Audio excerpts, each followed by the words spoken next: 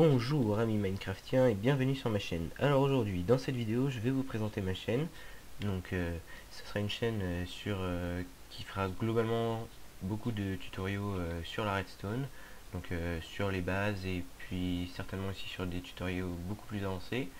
Donc si vous avez des idées, envoyez-moi, mettez-moi un commentaire donc je ferai ça. Donc aussi dans cette première vidéo je vais commencer par faire un petit tutoriel sur les bases de la redstone. Donc parce que comme je sais qu'il existe plein d'autres tutoriaux sur le net sur les bases, je vais faire ça vite et comme ça on ne sera pas bloqué pour les prochaines vidéos. Donc on va commencer tout de suite. On va commencer par désactiver les monstres. Voilà. Donc on va commencer d'abord en premier les bases. Donc pour les bases, tout début des bases, on va faire les portes logiques. Donc la redstone c'est très simple, il y en a qui sont très simples, d'autres qui sont un peu plus compliqués, mais globalement les portes logiques c'est la grosse base de Minecraft. On utilise quasiment que ça, enfin la base de la redstone dans Minecraft. Alors, je vais prendre quelques matériaux, hop, un petit piston, hop, un bloc, et je pense que ça ira. Donc, on va commencer avec une première porte logique, donc la porte OU.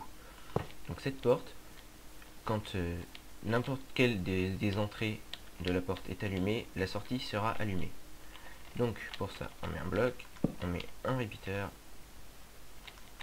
de la redstone. Donc là, ce sont les entrées, on peut en mettre plus si on veut. Là, et donc on remarque, alors je vais prendre un truc qui s'allume. On remarque que quand j'allume une entrée, le truc s'allume. Si j'allume une autre, ça s'allume aussi. Et si j'en allume deux, ça s'allume toujours. Ou trois.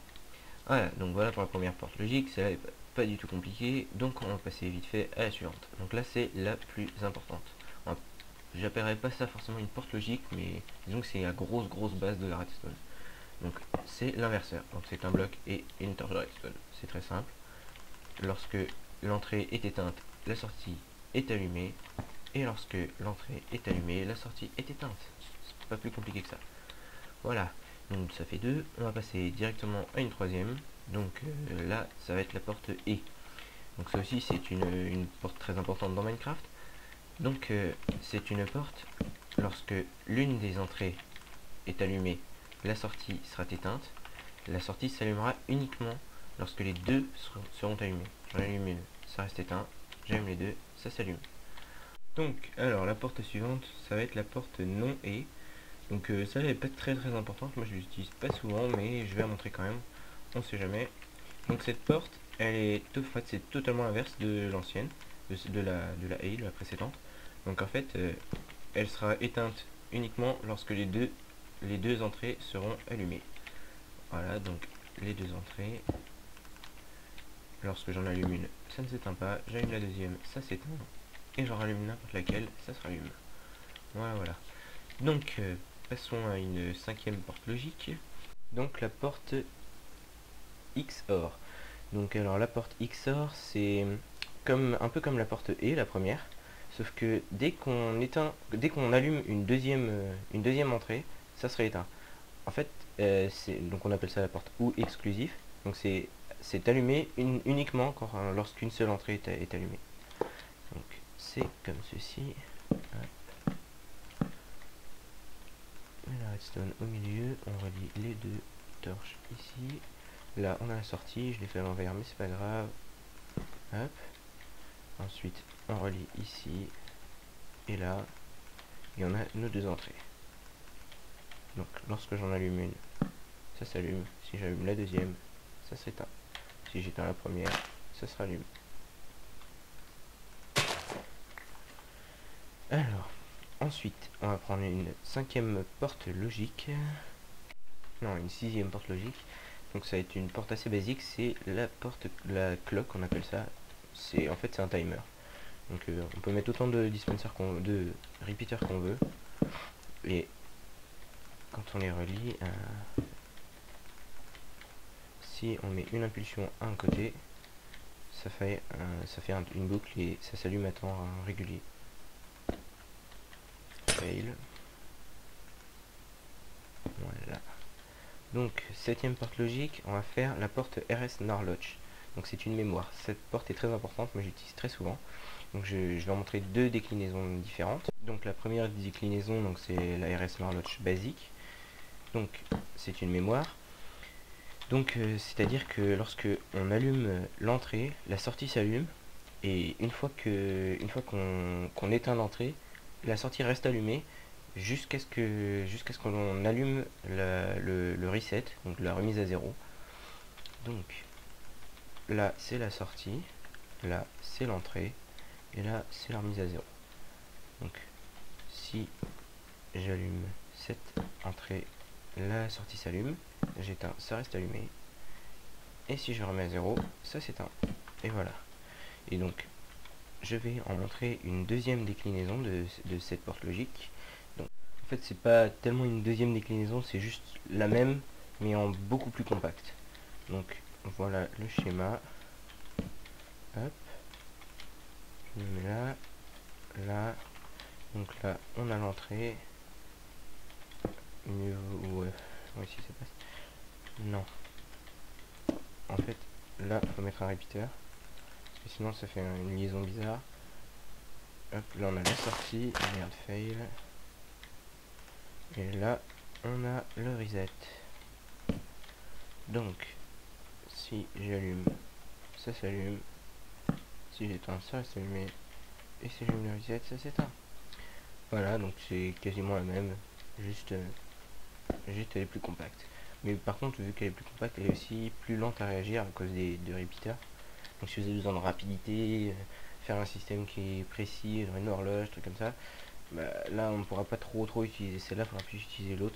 Bon, c'est pas grand chose, c'est juste un type d'écart, mais ça peut toujours être embêtant parfois. Donc, alors une nouvelle porte logique. Donc maintenant, c'est une porte un petit peu plus évoluée avec des pistons. Donc en fait, c'est la porte T flip-flop qu'on appelle. Donc c'est en gros, ça peut transformer un bouton en levier. Donc on prend par exemple, on met hop, un piston là, on met un bloc au milieu, une torche ici, hop, deux blocs au-dessus, avec des torches sur chacun, et de la redstone en haut. Hop. Donc là je l'ai un peu surélevé, j'aurais peut-être pas dû, c'est pas grave. Hop.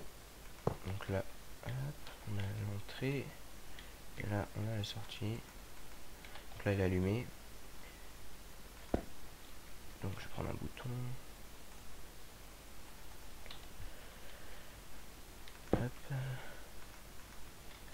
Donc si j'allume, quand le bouton s'éteint, ça se referme. Et si j'allume une deuxième fois, ça referme. Donc ça peut être utile pour faire des portes, par exemple, des portes à code, ou quand on appuie sur le bouton ça s'ouvre, mais ça se referme quand on appuie sur le deuxième bouton, que quand on utilise des leviers, si les deux leviers sont activés, on ne peut pas refermer la porte toute seule. Donc voilà. Donc ensuite, encore une porte logique. Donc c'est la porte tic-tac. Donc bon, ça c'est moi qui l'ai appelé comme ça, parce que je sais pas du tout comment elle s'appelle celle-là. Donc c'est avec un piston collant. Alors on peut maintenant, avec les nouveaux blocs, on peut utiliser le bloc de redstone. Hop, sinon on met un trou avec une torche. Hop. Ensuite là on a une sortie. Une sortie qu'il faut. Alors là on a une sortie, voilà. Une sortie qu'il faut inverser. Hop. Parce que sinon ça reste tout le temps allumé. Ensuite un bloc ici. Hop. Et la redstone comme ceci. Donc ici on a l'entrée. Ici la sortie. Donc en fait celle-ci, il faut mettre un bouton. Quand on l'allume, ça fait rien, et quand ça s'éteint, ça donne une impulsion très courte. Donc ça fait un tic, je crois. Donc ça permet par exemple, faire évoluer, quand on a des pistons qui tournent, faire tourner une seule fois le bloc qui est à l'intérieur. On verra ça dans d'autres tutoriaux, quand je ferai l'horloge par exemple. Donc voilà. Donc encore une porte logique. Alors, celle-là c'est pas vraiment une porte logique, on peut pas vraiment appeler ça une porte logique, mais c'est disons un outil très pratique dans Minecraft. Donc, et j'ai enlevé la torche. Hop. Donc on appelle ça le rapide pulseur. Donc c'est pour faire des pulsations rapides, comme son nom l'indique. C'est un petit peu comme la cloque que j'avais fait un peu avant, mais en plus rapide. Donc hop, comme ceci. Et voilà. Donc le cheat c'est normal. Et bon, ces blocs là ne réagissent pas assez vite. Voilà. Oh là, le bruit est un peu fort. Je vais baisser le son. Hop. Voilà, donc avec un piston ça marche mieux. Donc ça sert à faire des choses très rapides et efficacement, on va dire. Donc voilà, c'était la dernière porte logique.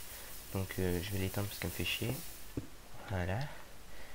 Donc et ben, merci d'avoir regardé ce tutoriel. Donc je mettrai très prochainement de nouveaux tutoriaux.